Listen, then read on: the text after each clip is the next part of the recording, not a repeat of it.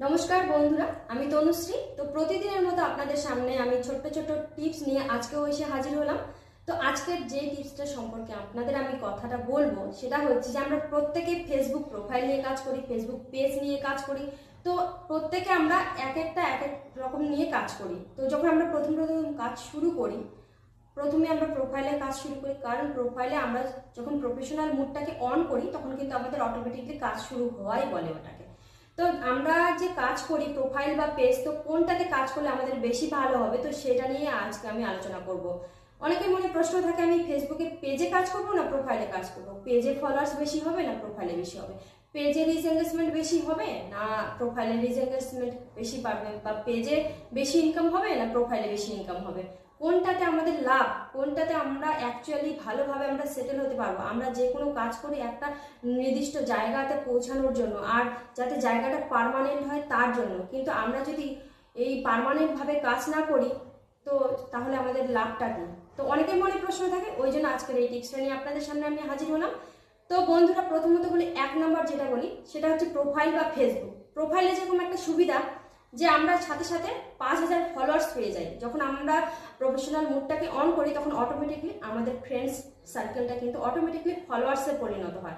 তো এর ফলে আমরা কিন্তু সাথে সাথে ফলোয়ার্সটা প্রোফাইল থেকে, যেরকম আমরা ফ্রেন্ড সার্কেল খুব তাড়াতাড়ি পাই না, আর প্রোফাইলে যেরকম খুব তাড়াতাড়ি ফ্রেন্ড সার্কেলটা আমরা পেয়ে যাই, ফলোয়ার্সে পরিণত হয়ে যায়, এর ফলে আমাদের আর ওয়াচ টাইমটাও খুব তাড়াতাড়ি পূরণ হয়ে যায়। তো প্রোফাইলে আমাদের তাড়াতাড়ি করে ইনকামটা অটোমেটিকলি ভাবে শুরু হয়ে যায়, কিন্তু পেজে আমাদের যখন কাজ হয় তখন কিন্তু ইনকামটা আমরা তাড়াতাড়ি করে পাই না, কারণ আমাদের ফ্রেন্ড সার্কেলটা একটু কষ্ট করেই তৈরি করতে হয়। তাছাড়াও প্রথম ভিউজ পাওয়া যায় না, প্রথম একটু খাটতে হয়। তো পেজ আর প্রোফাইলের এটাই তফাৎ। প্রোফাইলে প্রথম লাভ, কিন্তু পরবর্তীতে তোমার তুমি যখন ভিডিও পোস্ট করছো তখন তোমার ফ্রেন্ডরা সেগুলো দেখছে, তোমার ফ্রেন্ডের মধ্যে থাকছে।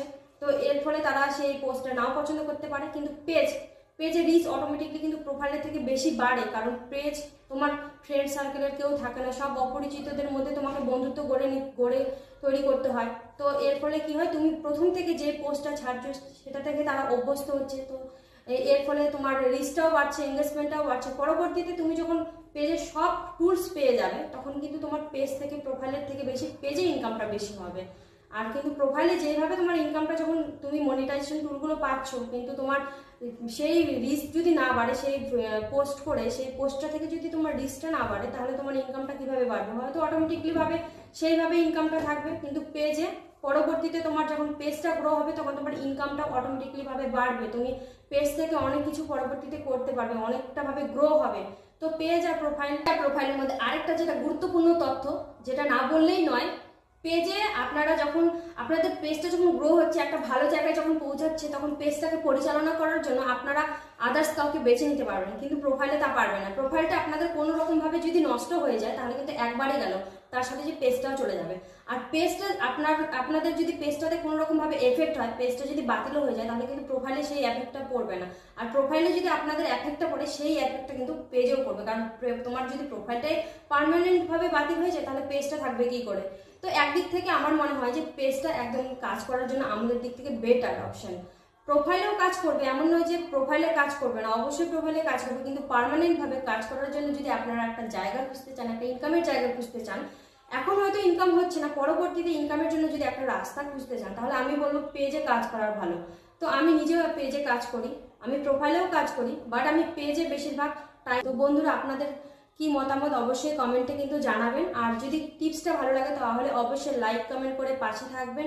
আর তার সাথে যদি আপনারা ফেসবুক থেকে দেখে থাকেন তাহলে অবশ্যই ফলো করে রাখবেন। আর যদি ইউটিউব থেকে দেখে থাকেন তনুশ্রী ইউনিক টিপসে, তাহলে অবশ্যই কিন্তু সাবস্ক্রাইব করে রাখবেন। আর যদি অবশ্যই আপনি আপনাদের বন্ধুদের সামনে এই ভিডিওটা ছড়িয়ে দিতে চান, তাহলে কিন্তু অবশ্যই কিন্তু শেয়ার করে রাখতে হবে, তাহলে কিন্তু প্রত্যেকের কাছে এই ভিডিওটা পৌঁছে যাবে।